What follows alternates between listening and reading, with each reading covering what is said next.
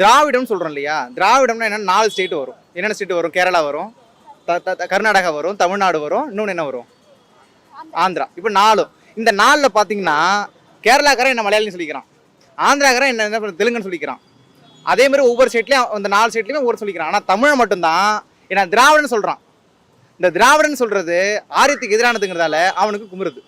அதை தாண்டி இவன் திராவிடத்துக்கு எதிரானது மட்டும் இல்லாமல் இவன் உண்மையாகவே திராவிடனா இருக்கானே, நமக்கு அங்கே ஒரு இடத்த கூட நமக்கு வெற்றி பெறவே வாய்ப்பே கொடுக்க மாட்டானே அப்படிங்கிற வெறி இன்னமும் இருக்குது. இந்த மோடியும் டைரெக்டாக சொல்கிறாரு, இது மாதிரி தமிழ்நாட்டிலேருந்து எங்களுக்கு ஒரு சப்போர்ட்டே இல்லைங்கும் போது நாங்கள் எப்படி செய்யுதுங்கிறாரு. இன்னைக்கு ஏடிஎம்கேவும் வளராது. அது ஒரு பக்கம். ஏன்னா ஏடிஎம்கே வளராது காரணம் என்ன தெரியுங்களா? பிஜேபி கூட அவன் கூட்டணி போனது. அப்படியே ஒரு கட்சி இல்லாத மாதிரி ஆயிடுச்சு. அப்படின்னா அதுக்கு காரணம் பிஜேபி. அதே போல் இன்னைக்கு நான் நிறைய ஹாஸ்டல் ஸ்டூடெண்ட்ஸை பார்த்துருக்கேன்.